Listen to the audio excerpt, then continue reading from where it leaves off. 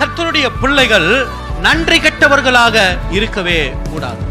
கர்த்தருடைய பிள்ளைகள் நன்றி அறியாதவர்களாக இருக்கவே கூடாது. நன்றி மறந்தவர்களாக இருக்கவே கூடாது. ஏன்? இவனுக்கு அந்த இருப்பிடம், வாழ்க்கை மற்றும் வருமானம் கிடைத்தபடினாலே. அதே உங்களை பார்த்து நான் கேட்கிற ஒரு கேள்வி, ஆரம்பத்திலே நீங்கள் ஆண்டவரை அறிந்து கொண்ட பொழுது இருந்த அந்த அன்பு இருக்கிறதா? நீங்கள் வந்த அந்த நாளிலே இருப்பதை விட இந்த நாளிலே கர்த்தர் உங்களை எவ்வளவோ ஆசீர்வதித்து உயர்த்தி வைத்திருக்கிறார். இங்கு வந்து இந்த சபையில வந்து வாழ்ந்தவர்கள் உண்டு, இந்த சபையில வந்து வாழ்க்கையை ஆரம்பித்தவர்கள் உண்டு. கர்த்தரை ஏற்றுக்கொண்டு அழிந்து போனவர்கள் ஒருவரும் கிடையவே கிடையாது. அல்லேலூயா.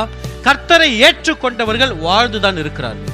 கர்த்தரை ஏற்றுக்கொண்டவர்கள் ஆசீர்வதிக்கப்பட்டுதான் இருக்கிறார்கள். அப்படி கர்த்தரிடத்தில் அடைக்கலம் புகுந்தவர்கள், கர்த்தராலே வாழ்க்கையை நிலைநிறுத்தி கொண்டவர்கள், கர்த்தராலே வாழ்க்கைக்கான ஆதாரங்களை பெற்றுக் கொண்டவர்களாகிய உங்களை பார்த்து நான் கேட்கிற ஒரு காரியம், உங்களுடைய வாஞ்சை எந்த அளவு இருக்கிறது?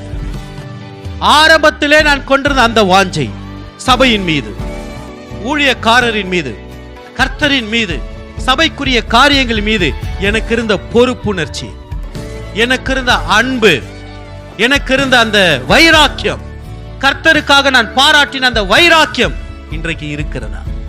அப்படி இல்லை என்று சொன்னால் நீங்களும் ஒரு யாக்கோபு, தகப்பனை மறந்து போன ஒரு யாக்கோபு, தகப்பனுடைய அன்பை மறந்து போன ஒரு யாக்கோபு, தகப்பனை ஏமாற்றின பொழுதிலும் தகப்பனுடைய ஆசீர்வாதத்தை பெற்றுக்கொண்ட நன்றி கெட்டவர்கள். அல்லேலூயா, அல்லேலூயா, பிரைஸ் தி லார்ட். வேதம் சொல்லுகிறது, நம்மை நாமே நிதானித்தறிந்தால் நியாயம் தீர்க்கும். கர்த்தருடைய சபை என்பது அதில் ஆசீர்வாதம் உண்டு, கண்டிப்பு உண்டு, அதில் சிக்ஷை உண்டு, எல்லாமே உண்டு. அல்லேலூயா. சில நேரங்களில் கர்த்தர் நம்மை சிட்சிக்கும் பொழுது நாம் சிந்திக்க வேண்டும், சிந்திக்க வேண்டும். சிட்சையை பரியாசம் பண்ணக்கூடாது, சிட்சையை ஏளனம் பண்ணக்கூடாது.